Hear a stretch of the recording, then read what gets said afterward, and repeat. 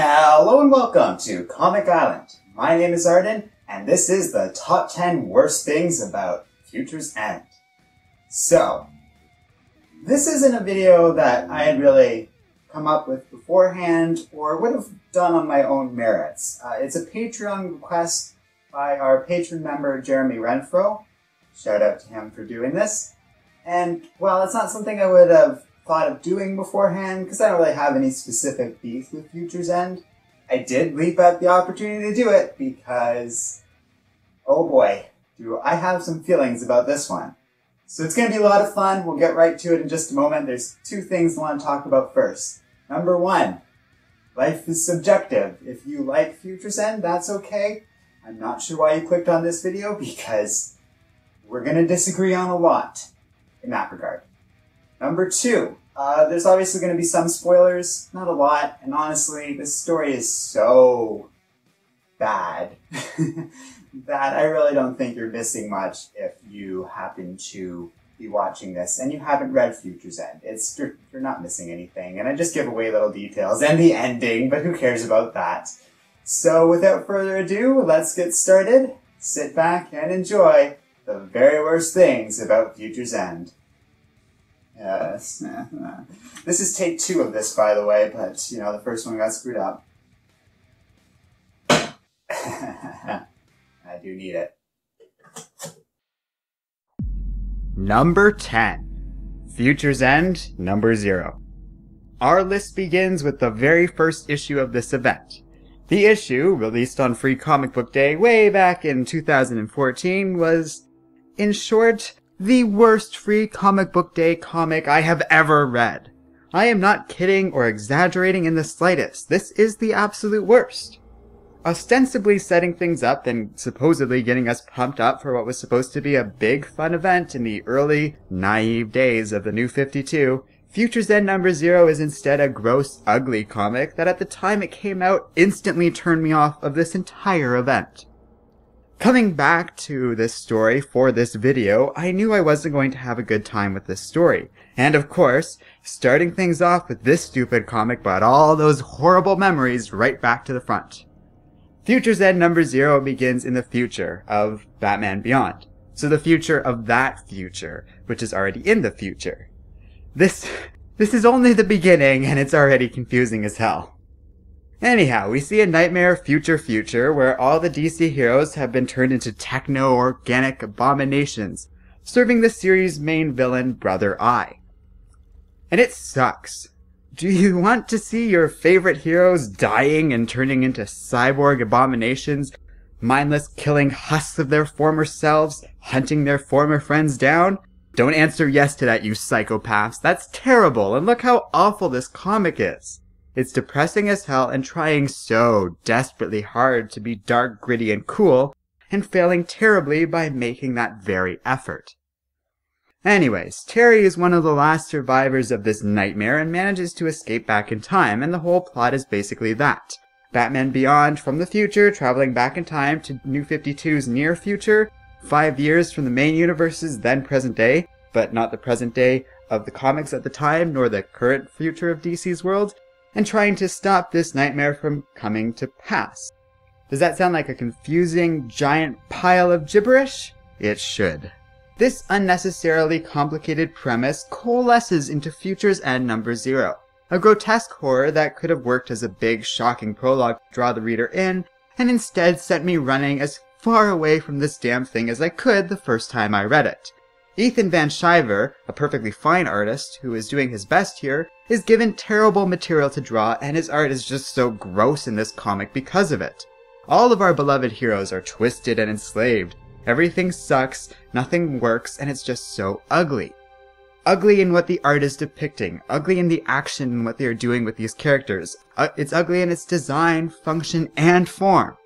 It's mind-boggling how much I dislike this issue, and while it did draw other people in, I look at this issue as a series of used toilet paper tissues bound together and called a comic book. And I have a feeling if you gave this to the average person, like not a comic book reader, they'd never want to touch a superhero comic again. There's so much wrong with Future's End number 0. It tries so hard and fails so miserably. It could have been a good start, a shocking intro, a reason for us to want to avoid this future as much as possible, to give the story a sense of weight and urgency. But in the end, it doesn't quite do that. It falls short of it and just kind of becomes this weird, gross mess. My reaction isn't, oh no, how are we going to stop this? It's, what the hell did I just read? You can see right through the comic, so instead it's just a terrible start to an event that never really got any better in my opinion. Number 9.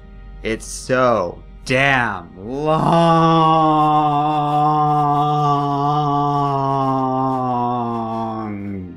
Twinkle. There's some irony to me saying this, but Future's End never ends. With 49 comics in the main series and 41 tie-in comics, Future's End has the publication span and focus few writers would ever dream of for any story, with a grand total of 90 comics covering this thing, at least by my best estimate. That is an insane amount of content for one story, any story, and of course that works against this comic's favor. How could it not with that much material crammed into a story that, when we get right down to it, isn't that complicated to begin with? Oh sure, they overcomplicate it unnecessarily, but it's basically the plot of Days of Futures Past, which is like a 5-issue comic story, or however long it is. While I've read stuff that long which theoretically all ties together as one series, anything like that is far more entertaining than Future's End ever managed to be, and even then, those stories are usually broken up into far more easily digested parts and segments. That doesn't happen here. A big aspect of this problem is that in media, it matters a lot more how much a comic or a story feels, rather than how long it actually is. Let's look at the story of 52, not New 52, but 52, a weekly comic published several years ago that ran for well over 52 issues when you consider the various tie-in content, but it never felt nearly that long. It's a subjective thing, sure, but it is very real. Let's give a more grounded example you've all probably can relate to.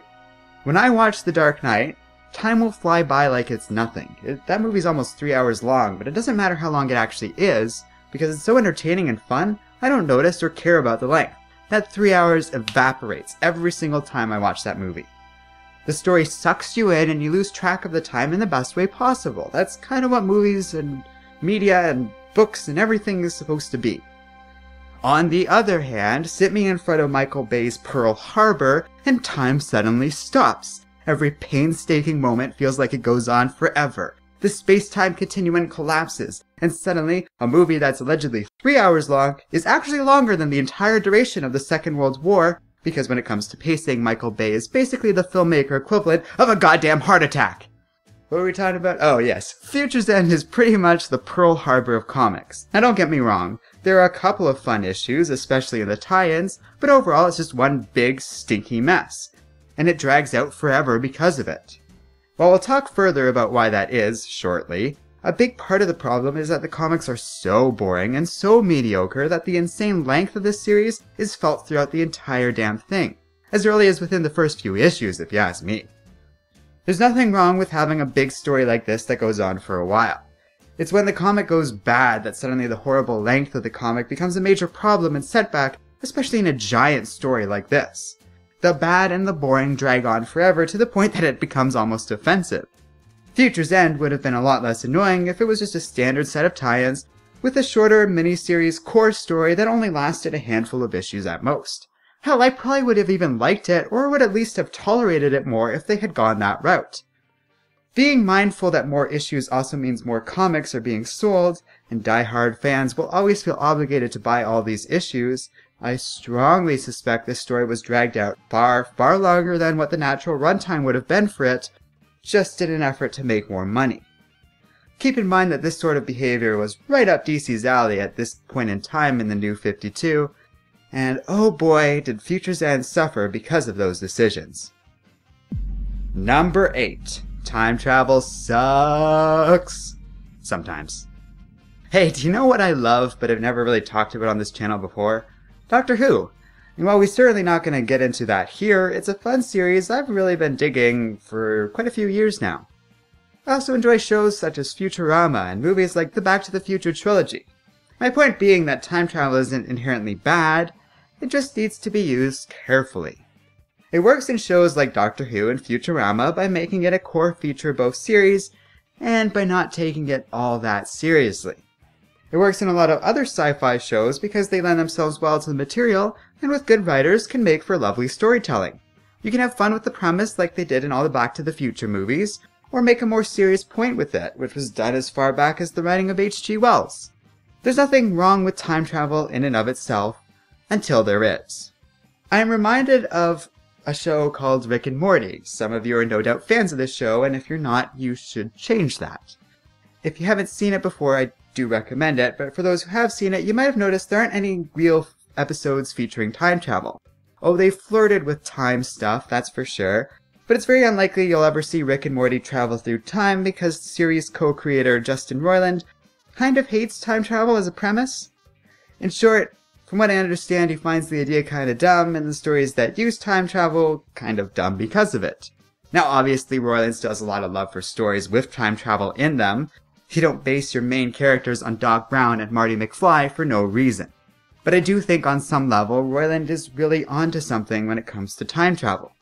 A lot of time travel stories are pretty dumb, especially when they take themselves too seriously.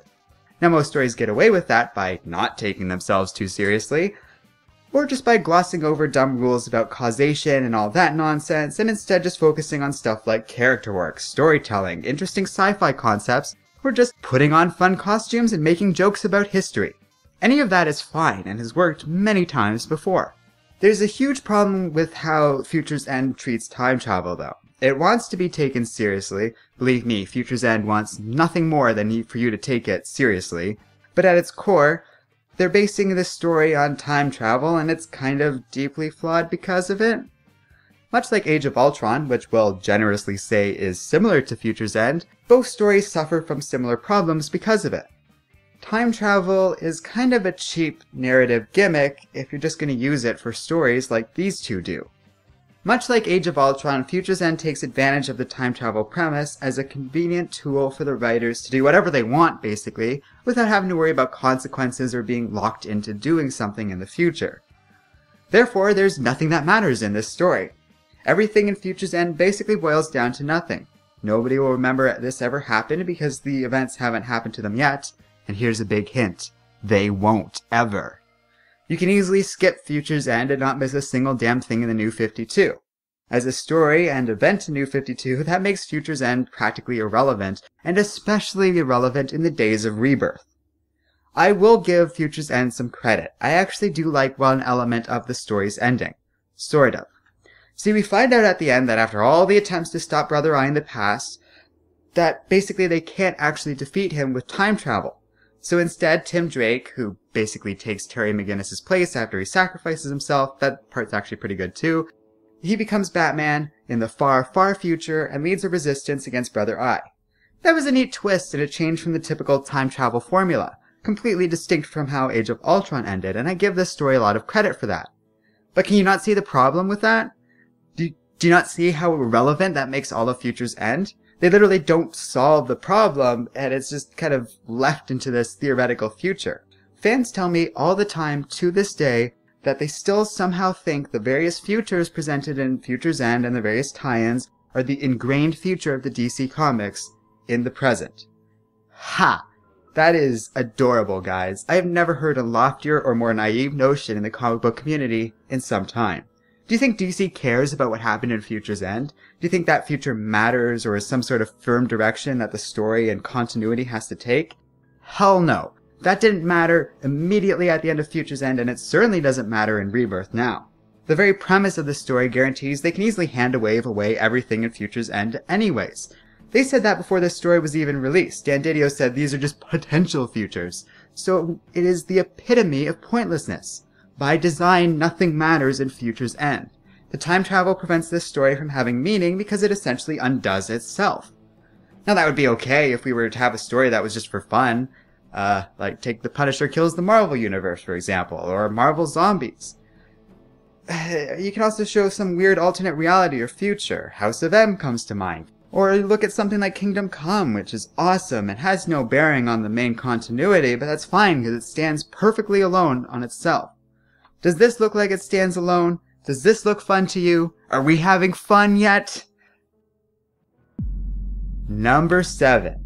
Brother Eye is boring, especially here. So there's something I think is almost a given with this stinker. Brother Eye sucks. I know nobody who's a fan of this villain. He's lousy, boring, and completely unoriginal. In Future's End, he's a pale, unoriginal pastiche of the Borg, Ultron, and every other generic robot villain created since those two. The only thing of note with this villain that I kind of find cool is the idea of Brother Eye or OMAC or whatever he's called being a creation of Batman. That's kind of interesting, although it's definitely been done before. And I don't really want to bang on this too much, but it's actually insane how much this story resembles Age of Ultron. And I don't think it's a coincidence that Future's End came so closely out on the heels of Age of Ultron. DC, especially back in this era, just seemed to love ripping Marvel off with their stories. And let's be real, it's not like Marvel hasn't done that to DC a million times throughout history, but it is amusing because, as such, many of the flaws of Age of Ultron are also present in Future's End because of it.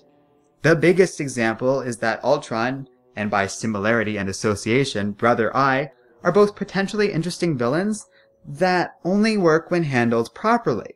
Age of Ultron was bad enough in this regard. Now imagine extending it by well over 4 times that amount of issues, and stripping away any of the cool nostalgia or fun, and essentially we're left with Future's End. A boring story with a boring villain. And yes, I know Brother Eye wasn't the real ultimate villain of Future's End. Don't worry, we're about to talk about that right now. Number 6. Future's End is utterly pointless. I struggle to understand what this story is for. Stories can have many purposes after all. Is Future's End entertaining? I think you know how I feel about that by now, and if you haven't figured it out, you will going forward. Is it insightful? Ha ha ha ha. It's about as insightful and nuanced as, well, that Michael Bay comparison I was making earlier comes to mind once more. Does it add anything new or important to the ongoing DC canon? Well, technically yes, actually. Here we get to the ending of Future's End and the big spoiler. If you care, you can skip ahead a couple minutes, I guess. But anyways, the point is, after all the dust settles in the story, it turns out Brother Eye or OMAC or his little machine buddies or whatever were all puppets of Brainiac all along. Specifically this Brainiac. You know, the idiot failure of a villain from the Convergence event that would come out like a year later. Yeah, that guy. So with the exception of a few fun characters, moments, and tie-ins peppered in throughout Future's End, this is the sole purpose I can discern for all 90 issues of this stupid story. It's a setup for another, also pretty terrible, overblown crossover event. As mentioned, the time-traveling nature of Future's End also strips away all any other context or interesting little bits of content and significance that the story could have. In fact, the ending basically outright states that everything we go through in the story is for naught. And I know, it's not about the ending, it's the journey. Well, what if the journey's also terrible? Like I said, the whole thing is pointless. There's no good way of looking at it. The future isn't changed, but it's also still irrelevant going forward because, and this is worth repeating, there is no way that DC feels committed to the future established in this story on any level. Rebirth alone gives the company ample excuse to just pretend the whole thing never happened, and you better believe this whole thing may as well have never happened at this point. Look, I'm not saying it's a bad thing, it's a good thing, this is a terrible story. They don't care, and it's good they don't care. This story doesn't matter, so any consequence that might spiral out of this event are non-existent. There is no greater point or purpose behind Future's End. There's no lesson to be learned here, there's just one good twist and a couple of actually fun tie-ins. It's here to get your money and do little else. The fact that a couple issues were good is coincidence, lucky. At least at the end of Age of Ultron, there were some changes introduced to the Marvel Universe when that story ended. No, don't get me wrong, those were superficial and weird changes, but at least they were there. At least they were obvious and announced and present. Future's End doesn't really do that. In fact, it's amazing how little it does with so much content in general, and how much it just doesn't matter in the ongoing long-term story of DC, and specifically the New 52. In some ways, it makes me feel sad. I often think about what a proper creative team could do, or even a mediocre one if they had the time to really put some effort into this thing. With like 90 issues, that many comics could have led to so much creative and cool storytelling. Instead, we got this turd. What a waste. Number 5. Weekly. Weekly comics are weird. I think it's theoretically a neat idea, but so rarely does it ever actually work. Except for miniseries, which actually do work well with the weekly format, I did a bit of digging, and the aforementioned 52 series is just about the only proper weekly series I think actually worked. In comparison, the weekly format does Future's End no favors. In fact, I think it makes the comic significantly worse. Not only does it mean the story's being pumped out at a super quick pace, so even the most dedicated readers have trouble following it, the creative team has less time to work on each individual issue, and as such, the quality tends to go down across the board. It also leads to a lot of the problems we've already talked about. The undue length, the sheer boredom of it all, the pointlessness of everything, as well as the other problems like the overall rushed feeling behind the entire event, or the fact that there's a lot of nonsense going on that basically is just filler to pad out the runtime in this thing. I know, there shouldn't be a runtime in comic books, but that's what they're doing here. It's weird. Did you know Constantine is in this story? I forgot. If anyone wants to tell me why or what he's doing in here in the comments section, I will be happy to read them and still not care. There's also 2 other time periods in addition to all the crap I've already talked about I haven't bothered to mention yet, and there's all a bunch of Earth 2 nonsense because I don't even know. I'm borderline certain this story wasn't paced out properly. The writers probably just had an outline of what they wanted to do and wrote as they went along, or something, because that's the only explanation I can think of for the nutty way this story reads. It starts out awful with issue 0, then it actually kind of gets a decent but shaky start for the first few issues, then it goes completely off the rails until by the end I just want the pain to stop, and then it ends actually kind of okay. But before that, dear lord, these awful people won't go away and it's just issue after issue of sheer garbage. Weekly stories have to be very carefully planned out and paced to work, otherwise you get this. And like I said, I think it's only been done right like once before. You really need to nail it for a weekly series to work. Future's End does not nail it. It fails as a comic in general, let alone as a weekly series. And I strongly suspect the fact that they tried to make it a weekly series is what undid it. Number 4. Too much tie-in! Always! Constantly! God damn it. How many times do I have to do this in every stupid worst of list?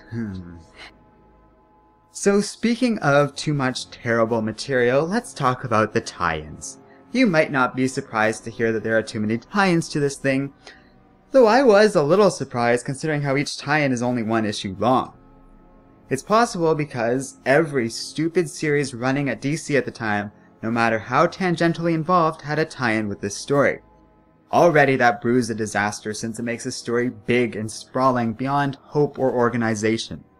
Worse still, the tie-ins are all over the place. Some are great, taking place in different periods and different levels of engagement with the main story, sometimes featuring content with regards to the ongoing series, and others kind of doing their own thing and dealing with their own characters. But the quality and the ability to follow along with this stuff varies insanely. Like I said, some are good. Batman's tie-in is awesome, and it pretty much stands nicely on its own, and I found it super entertaining. Others made no sense to me at all, like the Suicide Squad or Wonder Woman tie-in. I don't know what's going on in either of those, to be honest. While still others at least satisfied certain fan desires, and let us see some old characters in action missing from the New 52, like what we got with Batgirl's Future's End tie-in. None of this felt terribly important to the main story of Future's End, although a few had some interesting little details because of it. Like I said, the Batgirl and the Batman tie-in are great. Honestly, they're one of the best standalone comics throughout all of the New 52 in my opinion. But most of these tie-ins add remarkably little and often make no sense. Remember, this was at a time when DC just restarted their entire continuity, and these tie-ins were supposed to take place in another time period entirely. So casual readers who weren't caught up on things have no means to know what is supposed to be established in the New 52, and what are weird changes in the future. We have no idea what is and isn't significant, what we are and aren't supposed to know. Sometimes there's references to pre-New 52 stuff that we are just supposed to get. Other times there's supposed to be new stuff that is supposed to be new content, but you can't tell unless you know all of DC history, which unless you're insane, no one does. Meanwhile, if you weren't paying attention to Future's End at the time and just reading through a series, stumbling onto these tie-ins is a serious derailment of the series. Thankfully, they didn't mess with the numbering, small blessings there, but if you were following the series month to month like I was at the time, when Futures came out, it was all of a sudden this massive roadblock for an entire month with all of the new 52. That's insane, incredibly hard to handle for the average reader, and likely turned off a bunch of people because of it. It also leads us very nicely to my next point. Number 3. I don't understand anything anymore. Do you know the amount of times I have, in the process of writing this script and going through Future's End, sat back and wondered what the hell was going on? What was I reading? Why is everything so complicated? The baffling part about Future's End is, like I said, it's a relatively simple premise at its core. Bad stuff happens in the future, someone travels back in time to fix it. That's like literally the plot of Days of Futures Past mixed in with Age of Ultron. And that's okay.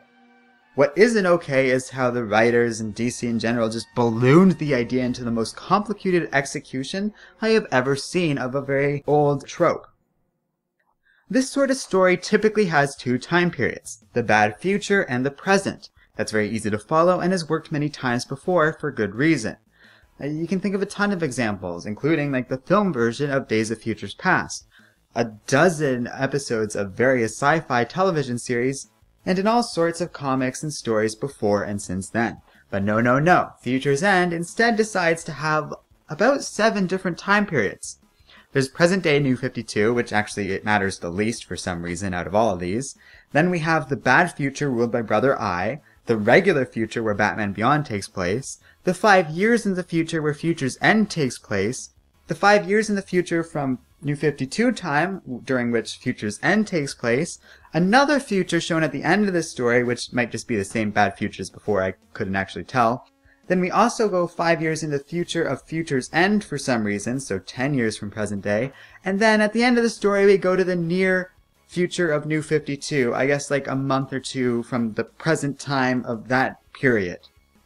Yeah.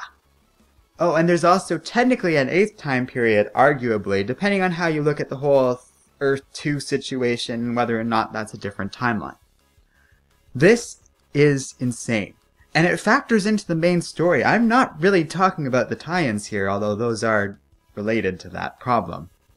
I don't even know what to say. A story that should be relatively simple to follow becomes terribly executed because of it. With the tie-ins adding further confusion, coupled with the dragged-out nature of the weekly series, the whole thing is a mess on a level I rarely see in big events like this. And look, there's nothing wrong with complicated, but you have to have a reason to want to engage with the complicated material, otherwise it's just annoying and no one wants to deal with it, especially me.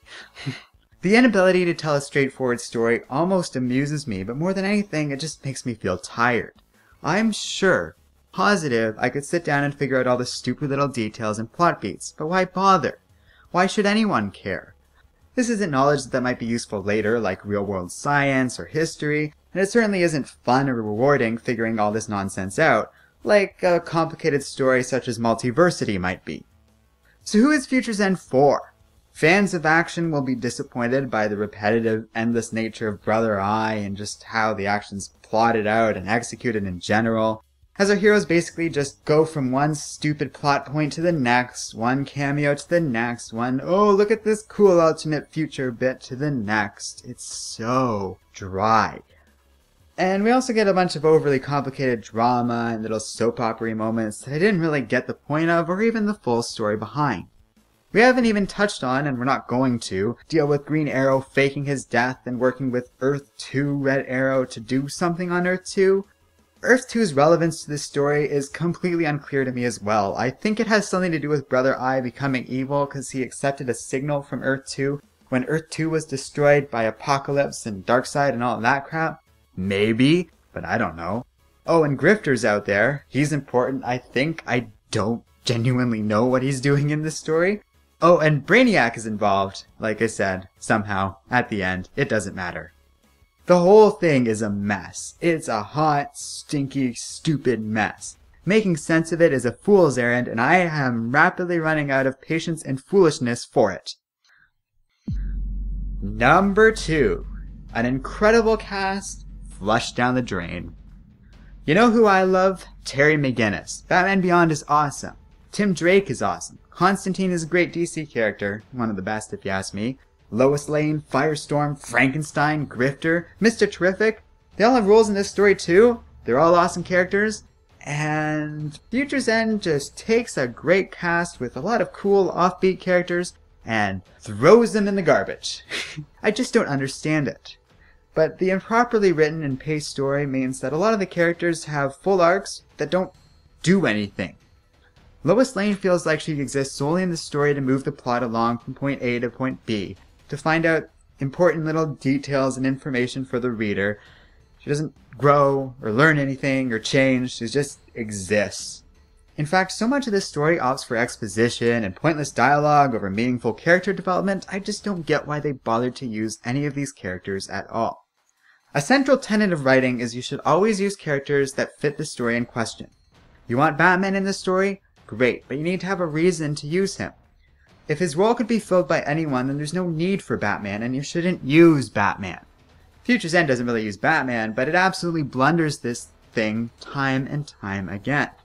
A key phrase here is wasted opportunities, because it happens over and over again in this mess of a series. Batman Beyond travels back in time. That's so cool! But he only deals with Tim Drake. No Batman, no Bat Family, no characters that would be interesting. Just the one and whatever else he runs into, and it doesn't work. The most interesting aspects of Terry McGinnis traveling back in time are squandered. Now granted, the comic does some cool things with Terry and Tim, but this is by no means par for the course here. Most of the other characters have either very silly roles in Future's End that amounts to little more than prolonged cameos, revealing little about the characters we didn't know already, and just festering in a series of empty plot points and directions that ultimately go nowhere and don't matter in the larger narrative of the story. Do you know what I would have given for a real, proper, company-wide crossover with Terry McGinnis headlining the damn thing? Do you know how disappointing it is to not get that whatsoever in Future's End? It breaks my heart just to think about. This is one of my favorite characters finally given a role front and center in the DC universe, and this is what we got. F*** you, DC. It's easy to forget and forgive now that Rebirth is awesome, but it's stories like this that remind me just how bad the New 52 could really be. And number 1. The Death of Talent. So you might have noticed up until now I've restrained myself from talking about the writers and artists behind this thing too much. I've talked about Ethan Van Sciver because he really only worked on that first issue number 0, but I've been saving up my commentary for the rest for this spot here because it bothers me so much. Future's End has 4 writers behind it: Brian Azzarello, Jeff Lemire, Dan Jurgens, and Keith Giffen. All of writers who I do normally enjoy and have impressive resumes under their belts. By no means are any of them perfect, although Jeff Lemire is pretty damn close, but they are all talented in their own right. Meanwhile, the entire series and tie-ins boast a virtual army of writers and artists, including just about every creative team employed by DC at the time, thanks to the tie-ins and nature of the weekly series. It was a massive collaborative project involving some of the very best people in the industry at the time. How did it go wrong? What went wrong? How did all this talent seemingly curl up in a ball and die? Without a doubt, a big part of this is due to the climate within DC at the time. This all occurred during a period where, by all accounts, DC was taking an overly aggressive and detrimentally malignant approach to its editing team and staff and how it treated its talent. I guarantee most, if not the vast majority of the talent that worked on Future's End was basically forced to. Now don't get me wrong, nobody had a gun pointed to their head, and if you're employed by a company, they do have a right to tell you what to do. But if you want authentic creative work, you don't force this weird, complicated story on all your writers and artists at once. I guarantee you some of the creative talent didn't understand what they were doing exactly and weren't invested in the story at all, which kinda shows in the tie-ins or their work in the main series. A lot of it feels phoned in.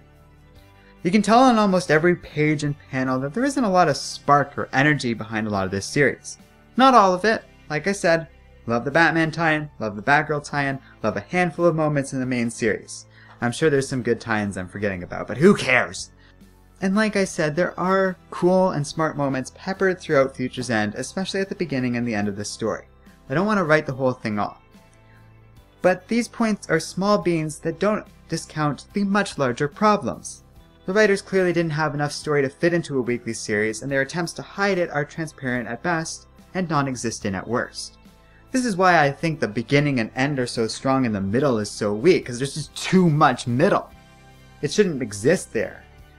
Instead, Future's End becomes a dumpster fire where talent goes to die.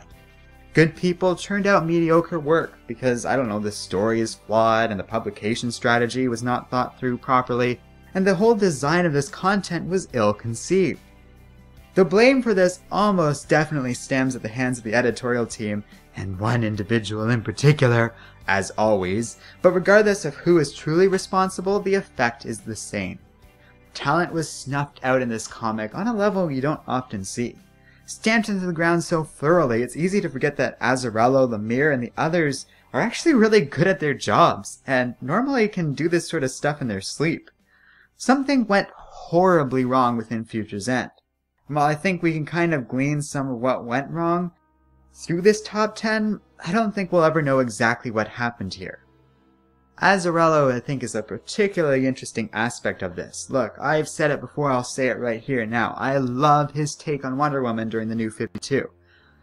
But he can be very hit and miss, and boy did he miss with this one. And yeah, I think Azzarello's the primary driver of the story here, and the one most responsible for this mess, with the possible exception of Dan Didio, but, you know, we can always blame him. Future's End is one of those stories that doesn't suffer from a handful of flaws. It feels like it suffers from every flaw that a crossover can get. It tries so hard to be dark and gritty. There are too many tie-ins, and the story doesn't end in plot terms or just by seemingly its never-ending issue run. Everything that could go wrong did, and so the story just sort of ekes out problem after problem after problem. To be honest, I kind of feel like I only covered so much in 10. I didn't really get into the nitty-gritty of this story or the gimmicky 3D covers because, for one thing, we've already reached 10 points and they're all pretty bad and I've been talking for a while. But also, those feel like small things compared to much larger issues like the story not making any damn sense or just everything being wrong. God damn it. No matter how you cut it, excuse it, or ignore the flaws, all I see in Future's End is a mess. One of the worst examples of a modern event in recent memory, although not the worst, I'm gonna go ahead and make the shocking recommendation that you do not check out Future's End for yourself. I know, right? Who would have thought I didn't like this? I will say this. I am grateful to Jeremy for making this request. Seriously. I think I've been sitting on my grievances with this story for some time, probably since Future's End first came out, long before I was ever on Comic Island. And I'm glad I finally got a chance to air my deep-seated problems with this awful, terrible, no good, very bad crossover. Based on my delivery and performance in this recording, I'm gonna guess it has something to do with that. Hopefully you enjoyed it. It's a little bit different, we're kind of experimenting and finding our voice post-copyright apocalypse. So, thanks for watching. If you want to say in the content we make, or to support us making more videos, you should check out our Patreon page to see how you can get involved. And finally, don't forget to like, subscribe, and keep reading comics.